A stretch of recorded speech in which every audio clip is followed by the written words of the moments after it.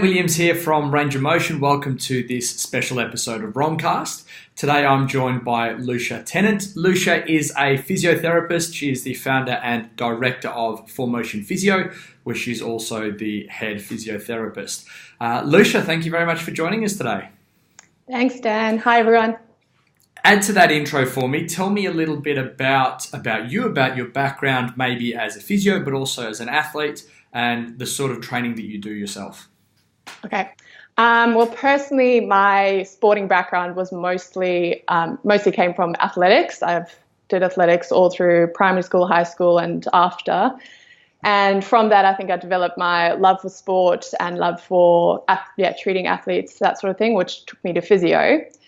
After I graduated from Curtin about at the end of 2013, I went into the private practice setting where I found it was interesting, but I really wanted to push myself that little bit further where I could work with athletes in more of that performance setting. And that's where after athletics, I started training at inner city CrossFit, where I was stalking you guys a little bit without you knowing, watching you coaching some of the others, and kind of figured out what you guys were about. And then, that's when I approached you to see if I could maybe start doing a little bit of work just on my own. And it's kind of evolved from there, snowballed a little bit.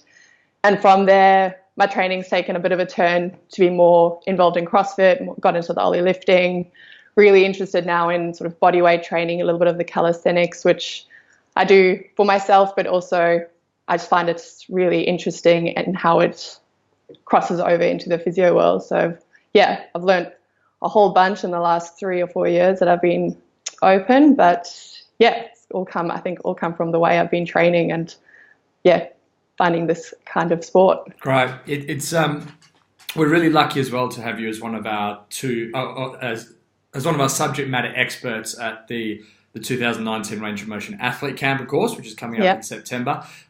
You'll be running the modules on movement screening and mobility and stability. Let's touch on those a little bit sort of as we go today. But what I'm really keen to unpack with you, because I know there's a lot of science behind all this, and people want to know, well, what should I do? What shouldn't I do? It can get really complicated. So I thought maybe what we could cover today, and this is something that we'll be doing with all of our subject matter experts as part of this interview series. I want to try and make this simple for people and basically give people some real low-hanging fruit as to things they can do that aren't going to take too much time. They're not going to take too much time and commitment, but they will have a big impact. So what I was wondering, Lush, is whether you could give us your 3 tips for the 3 most important things people can do maybe in their training, their rehab, their recovery, just to look after their bodies, to perform better. And maybe for each of those 3 tips, a bit of an example of someone that you've worked with and how this has helped them. So what would tip number 1 be, Lucia? So my tip number 1 basically encompasses all of that. So before you can do any of what you've just said, you have to know where your weaknesses lie. So I would say the top thing, which is going to save you so much time, is actually getting specific with what your body actually needs and what the area of the body needs. So before you've started anything, I would say getting an assessment from someone that knows what they're doing, so you know what you really need to work on and you can prioritize those things. So, for example, John from ROM, he came to me with issues with his squat, was struggling to get into a deep squat with back squat and overhead squat positioning, was struggling a little bit, and he was saying, I've been working on my ankles, been working on all this mobility, and just not getting anywhere. So he's obviously been spending hours and hours working on his ankles. When we assessed it, there actually wasn't an issue there. So we then looked further and found that it was more to do with his hips and his pelvic control. So in that, just from doing that one assessment, saved him hours of time just not working on the wrong thing. So, I mean, if you want to save yourself time, figure out what you're wasting your time on, really. Yeah.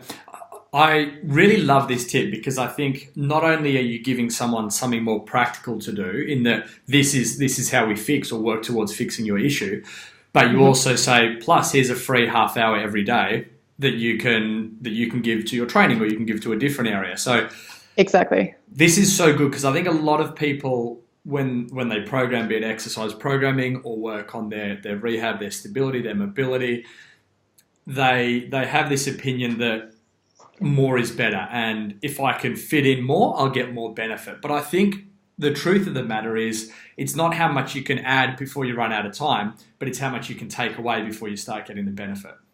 Totally. Yeah. Cool. Yeah. I love that tip. What's tip number 2 for us, Lush?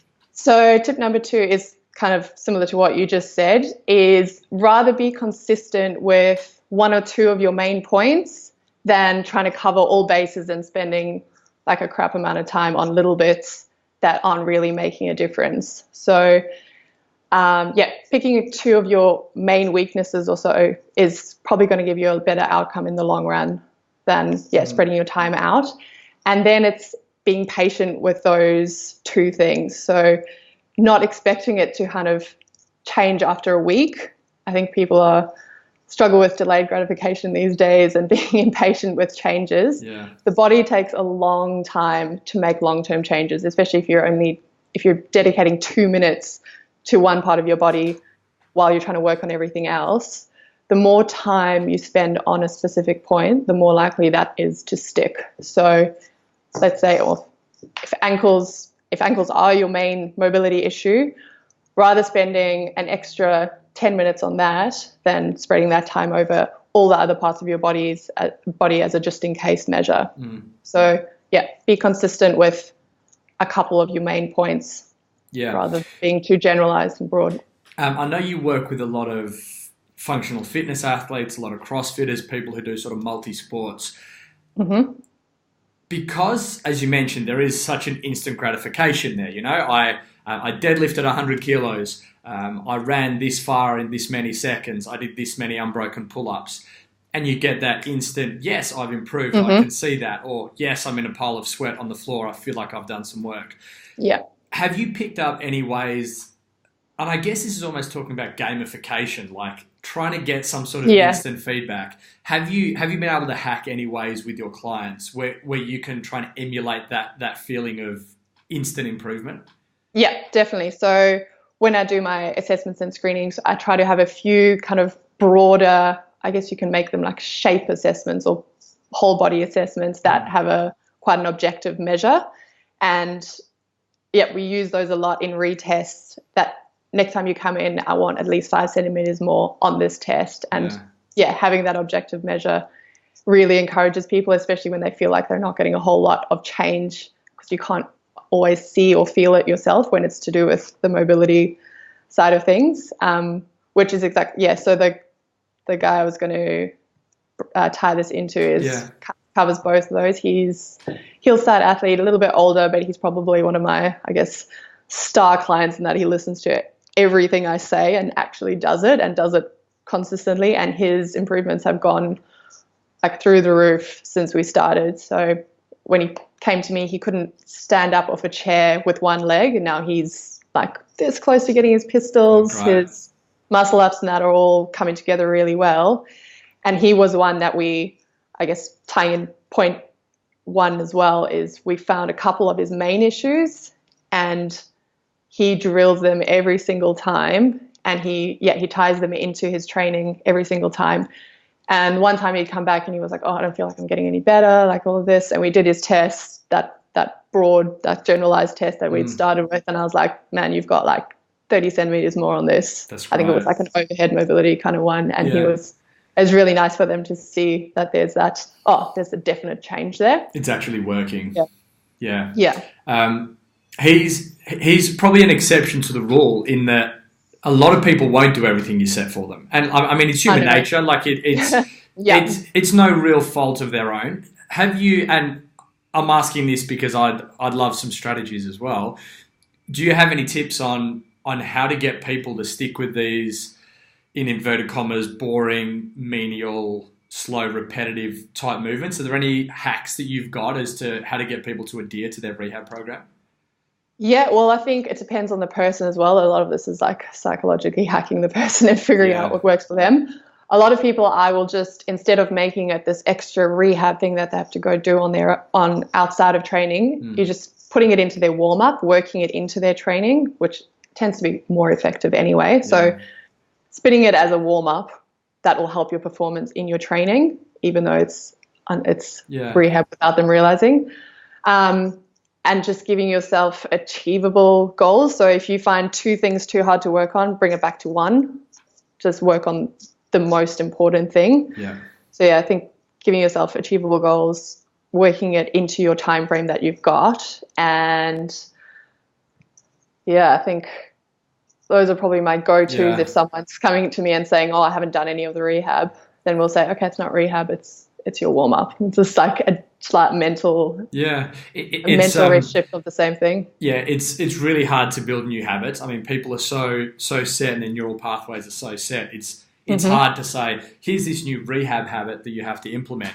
Whereas if you say, well, let's just take this onto an existing habit, if someone brushes their teeth twice a day, just floss as part of that habit. It's not a new thing you have to implement. It's part of what's being done already. Yeah.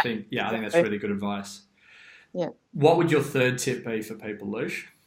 All right. So my third one, it's not quite what I'll be talking about so much, but this is just, I find this really important across the board with physio, injuries, training, everything, is don't underestimate how much rest and recovery your body really needs. So there's a good quote I often keep finding myself saying over and over: there's no corrective for inadequate recovery or inadequate rest. You can be doing all your mobility, all these exercises, preparing amazingly for your workout, eating all the right things, but if you're actually not getting that rest and recovery where your body actually makes the adaptations and the changes, there's no point. Yeah. So that can be on a small scale where it's just the amount of rest you're getting between sets, or between training days and types of training, or on a large scale of how much sleep you're getting. So if someone's training 2 to 3 hours a day and they're only sleeping 5 hours a night, that's not going to be, you're not going to get the gains you want. So I'd rather you tap half an hour off your training and get that extra half hour in your sleep than trying to push these gains that aren't actually, your body's not going to adapt to because it's not getting the recovery it needs. Yeah. I think sometimes people have this very binary model of stimulus response. And if I apply a stimulus, I get a response. But they forget, as you've just said, that everything in between that's where the recovery happens. Yeah. And the response doesn't happen as a result of the stimulus. That's just lighting the fuse. That happens as a result of their recovery. Yeah. Exactly. I also really love that this tip you're giving, you're basically telling people to do nothing. So, I mean, this is as easy as it gets in terms of what people can actually go and practically apply from tomorrow is sleep more. And who would turn down more sleep? Who would turn down more time just resting and recovering and walking on the beach and just chilling out? So I think that's a great tip. Yeah. Is there anyone you've worked with, Lucia, who you found has been maybe training too much, not been prioritising all their recovery work? Definitely. So one that comes to mind, especially, is probably during regionals training 2 years ago. I can't remember when it was. Ash Dean, there were a few of them that were all trying to get into the regionals team. So there was a lot of extra volume coming up and wanting to work on all their muscle ups and a lot of, like, all the butterfly pull-ups, muscle ups, all the things that were involving kipping. He was doing sort of every day in an effort to try to improve that skill and improve the strength. And it was just breaking everything down. So we set some very structured rules. He was also doing his strength and conditioning masters at the time, so he was happy to do the experiment quite strongly with me. So we got really specific with, you're only allowed to train these movements every second or potentially every third day. You're not allowed, and he wasn't allowed to do any more reps than a certain amount. I can't remember what the numbers were, but we found that with the increased recovery between the sets, the training days and the sets or whatever it was, he got a much better result from his training and was then able to dedicate some of that time to some other movements and things that he wanted to work on. Great. So it's something I've actually noticed in a lot of top level athletes, in particular CrossFitters, when they go from being at a games level, a regionals level, a sanctionals level, and then they just take a bit of a step back and say, okay, life is not completely about training and competition anymore. There's a bit more balance. They actually find their performance improves. And they sort of go, geez, if I'd have been doing this for the last 4 years, what could I have actually achieved? And it's unfortunate that they have to get to retirement before they actually reach their peak. Before they realise that. Well, that was like Bryn the other day getting his deadlift PB. Yeah. Yeah. From after how long? Yeah, I can't remember. After a few years. Yeah. It's yeah. And this is his retirement, essentially. Exactly right. And I think it's pretty well accepted that people know that they have to recover, but the human mentality is so set in, if I do more of something, I get better of something, which of course is 100% true to a point, and then you hit the cliff and it all starts to fall apart. Yeah, exactly. Yeah. I think they're really good tips, and I love the fact that the common thread that ran between the three was not do more, but how can we strip back? How can we optimize? How can we be more efficient in what we do? And I think what people can take away from what you've taught us today is you can be spending less time recovering. You can be spending less time doing your mobility, your stability work. You can be spending less time training and end up with getting more result because of that. So I think that's really cool. And I think that's it's going to make it really practical and accessible for people, because you're effectively saying just do less, but make sure you're doing the right things. And I think that's cool. Yeah, for sure. So as I mentioned on the top, we're lucky enough to have you presenting at our athlete camp this year. That's the 2019 Range of Motion Athlete Camp. Your first year presenting at the camp, so we're stoked that you have accepted our invite to join the team. We've got 11 different subject matter experts. Yeah, it should be really good. We've got a lot of people who are super keen for what should be an amazing weekend. 2 modules that you'll be presenting. There's the movement screening module and the mobility and stability module. Give people a bit of a sneak peek, Lucia, into what they can expect to be doing firstly, and what they can expect to take away from the event.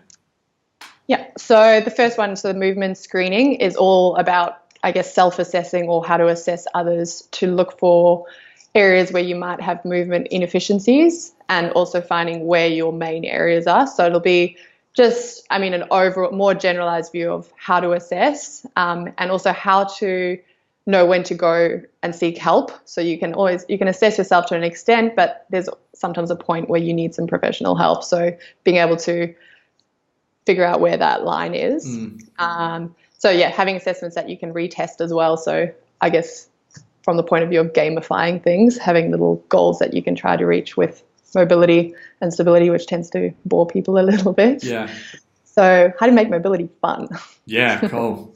Yeah. And then after that, it'll go into the mobility and stability components. So that's how you can learn to mobilize and move in a certain way that you'll actually maintain those benefits, because a lot of people do their mobility in a way that you get a short-term gain, but it doesn't actually tie into their training in any way. It doesn't actually help them in the context of what they're trying to achieve. So it's mobilizing, for your training, mobilizing for your body, and then how to tie in stability work on top of that, and why that helps mobilization, and also how to train on top of those two things for the most benefit. Cool. It sounds like it'll be a real practical approach where you do cover some of the theory, but people will actually leave basically being mini physios. Hey, they can run assessments and they can make some real sort of base level prescriptions to themselves. And as you say, there comes a point where you have to seek specialist help, but people just being able to run self-maintenance, I think, is going to be a real cool takeaway.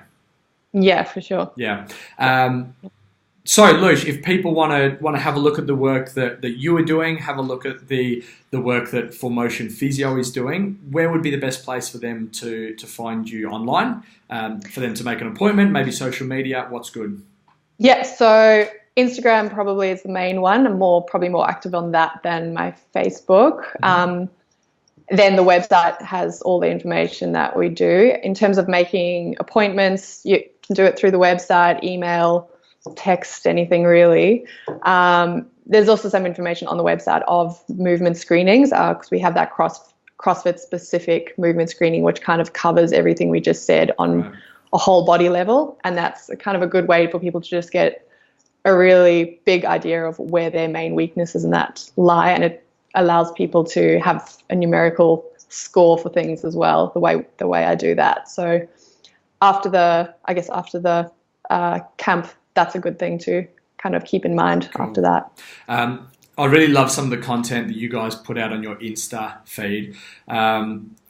What's your Insta handle? Where can people find you? So Formotion Physio, not formation. Formotion Physio. Yeah, with an O. Watch the autocorrect.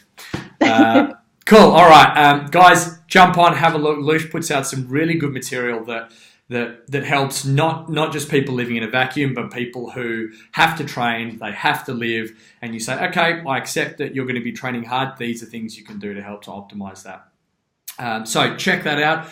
Lucia, again, I'm pumped that you accepted our invite to come and present for us and to us at the athlete camp. I really look forward to working with you and learning from you in September, as do all the attendees.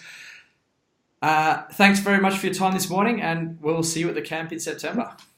No props. Thanks, Dan. Thanks, Lucia. I'll see you then. Bye.